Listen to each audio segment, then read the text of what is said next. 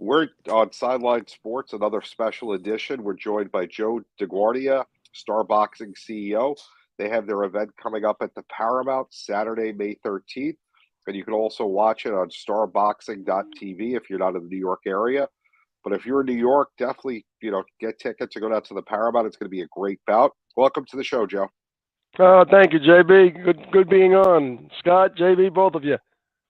We appreciate it. So, how long have you been the CEO of Star Boxing, and how did you create the Star Boxing organization?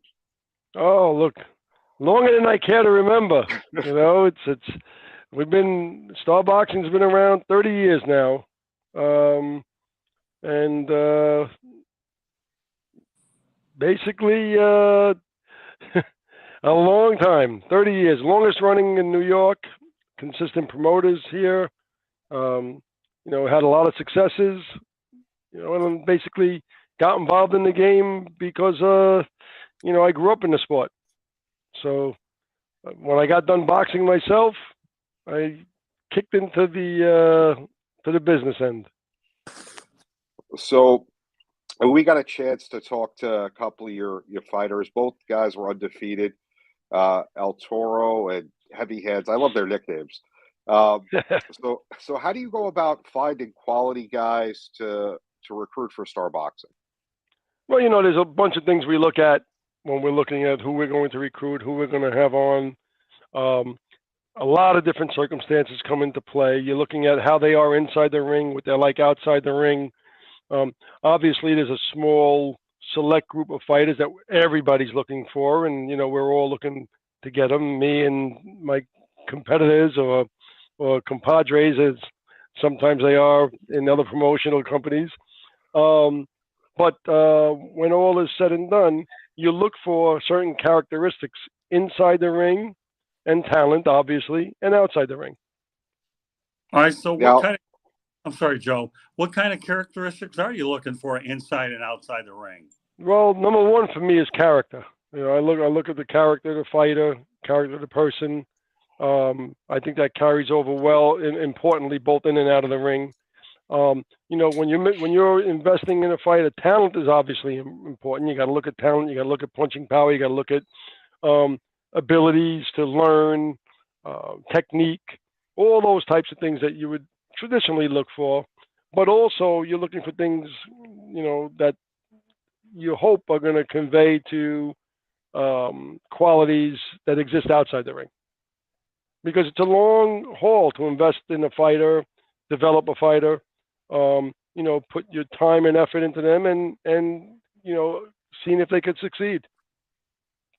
That makes a lot of sense. Now, I mean, we were speaking earlier, with your fighter who actually interned with you when he was an amateur. And now Harley Burke. All right, and Harley came back to fight with you, which is a great story. He was saying he was fighting down in the Carolinas, and now he's back in New York. So where does New York stand as far as the hierarchy of boxing, as far as, level-wise? In terms of? So you have your pay-per-view fights with your top guys, that would be on anytime. So, where would this, for him coming up from South Carolina, where he first started, to come to New York, level-wise, where is that, in the scheme of things as far as boxing? Look, I mean, he's now going to be stepping into a higher caliber of show, a higher quality of show, and a higher caliber and quality of the guys he's going to be facing. So, I mean, when you're fighting in certain venues and certain locations, or for certain kind of promoters, you're going to fight a higher level of fighter. And that's the next step in Harley's career. That's what he would be looking at. But he came up on the New York circuit, so he's, of a certain ilk and certain level. I think he'll be successful. As far as us, I mean, as a promotional company, I mean, we do everything from club shows to the biggest, shows there are. I like the club shows. I have a certain affinity for them. Harley was saying you guys put on a great show for everybody. He was comparing it to, when he fought in the Carolinas, it was just like a gym. It wasn't well lit. He was saying you make it a family atmosphere that even if you weren't a boxing fan, you just wanted to have a night out, it was worth the money. You make it that worthwhile and that much fun that anyone would enjoy being at the Paramount Saturday. Yeah, well, I'm glad he noticed. That's great because the reality is I think that it should be like that. I mean, people should want to come to see a fight, not just for what's going on in the ring, but also it should be an exciting night out, a good night out, an atmosphere, an electricity to it. And, we try to foster that, and that's why I think we've been so successful in our series. I mean, we have 44 straight virtual sellouts on those shows. This one that we have coming up on Saturday, we're almost sold out, a handful of tickets left. And I think it's a testament to the types of shows that we put on. Now, as far as, the guys Joe, let me ask you a question. Have you ever had the... Yeah, Scott. All right, no problem, Joe. So, Joe, have you ever had the opportunity to interact with Don King, Bob Arum, and maybe even Teddy Atlas and use some of their ideas to try to create some of your own or just draw a little bit off of everything? Because I know that these are three of the biggest names in boxing, and a lot of times people like to draw off of these individuals. Well, look, I mean, certainly when you look at the accomplishments that Bob Arum has accomplished over the years and the kinds of shows he's done, and we've done an awful lot of business with Bob Arum and Top Rank. When you look at Don King, he's got his own persona, and he's been able to become, in certain respects, when he was hot and big, bigger than the fighters. They certainly had qualities that make for big promotions. Teddy, when you look at Teddy Atlas, he's got that real grit and down to earth, and he's a trainer more than a promoter. He's more of a trainer and commentator and stuff like that. But certainly they all have, characteristics and qualities that have enabled them to be successful in their respective, fields. Don and Bob as promoters, and Teddy as a trainer and commentator and the like. So, in any kind of field, you always want to look at what's going on. But, we've been happy and, lucky to be successful in what we do. We look for little nuances and ways to make it a more enjoyable experience.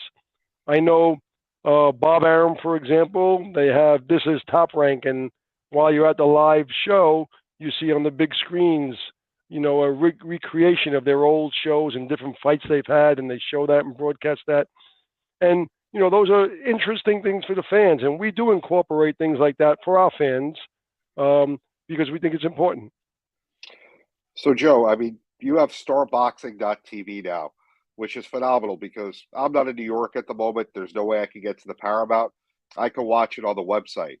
How did that revolutionize what you're able to do now to have the website where you can bring in revenue and have your fight seen worldwide? Well, it's good for the fighters. I mean, it gives them an opportunity to be seen worldwide and by other fighters and, potential fights that you can do in the future, but develop a fan base outside of just where they're fighting. And the world has changed a lot. It used to be that for the most part, we would only put on shows. You look to put on shows if you're on ESPN or USA Network in the old days, and there was HBO and the like.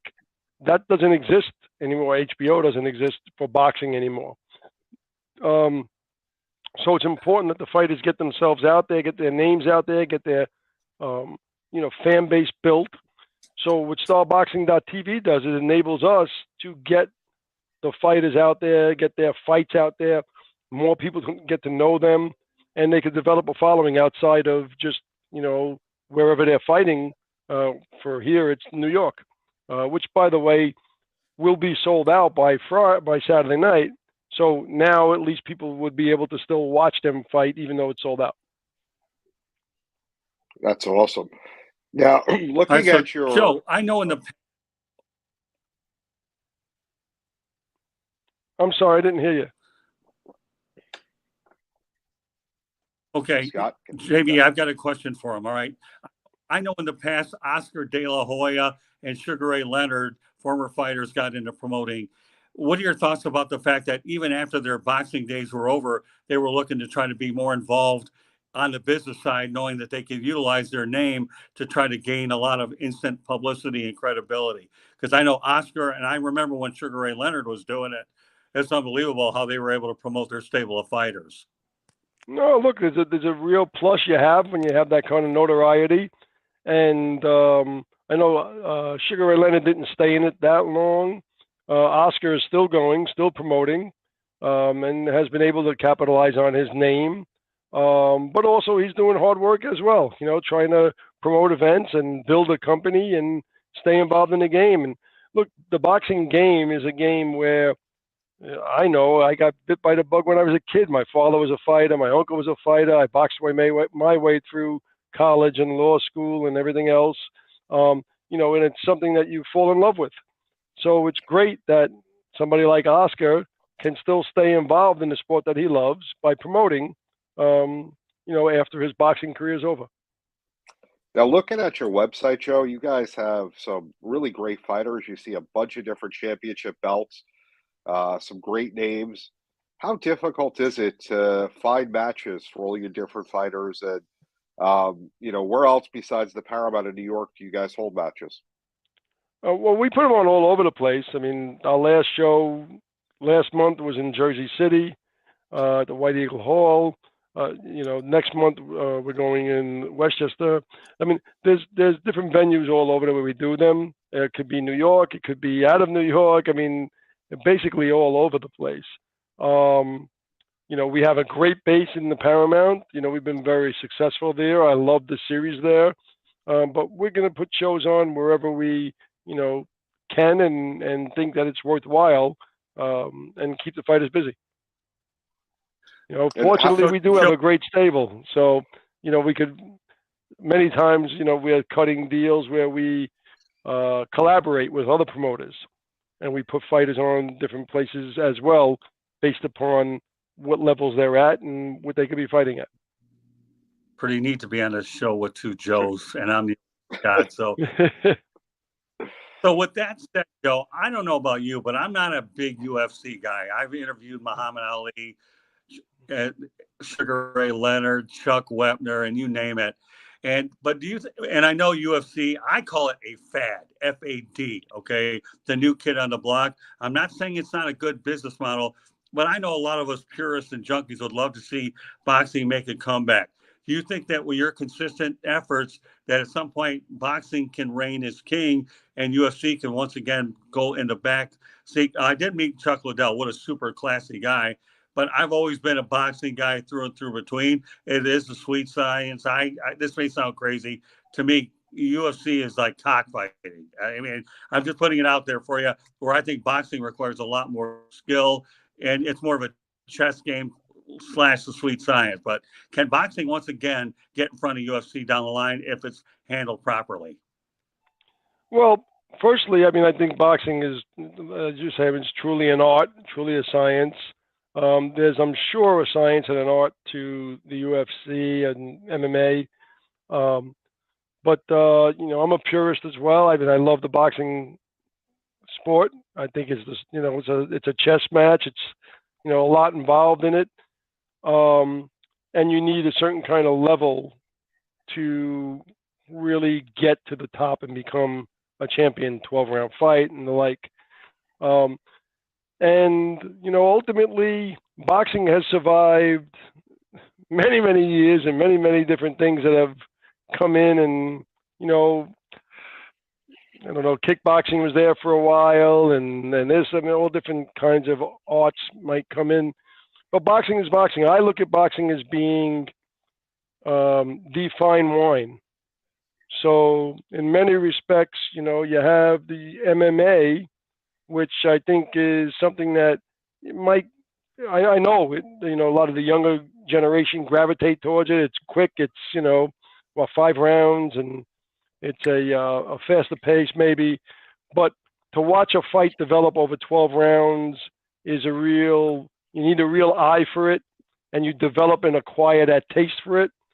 So I think while the MMA might appeal now to the beer drinkers, let's say, that, right, when they're younger, you're drinking beer and chugging it down.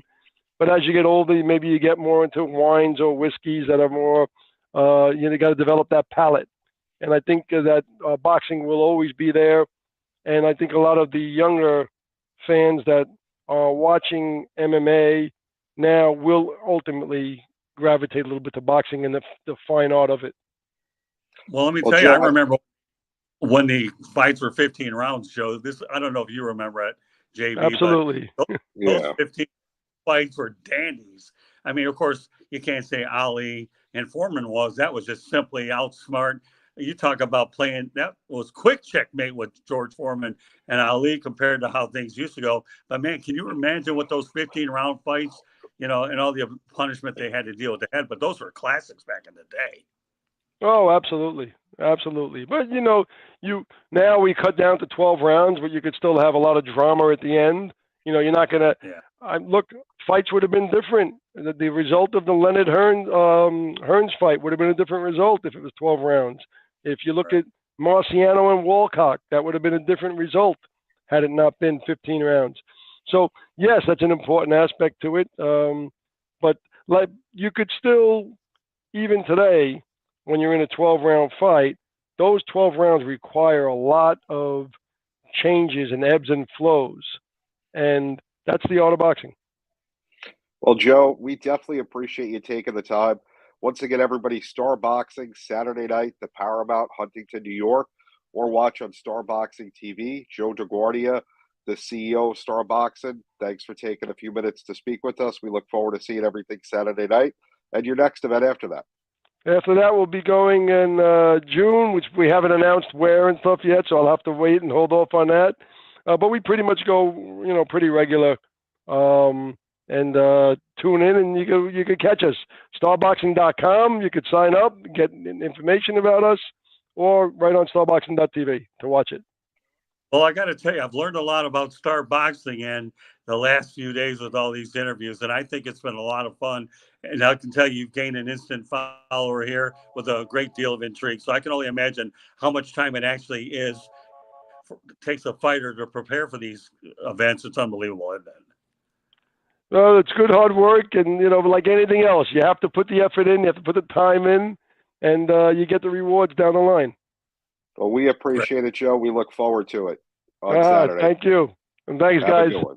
All You're right. welcome. Bye-bye.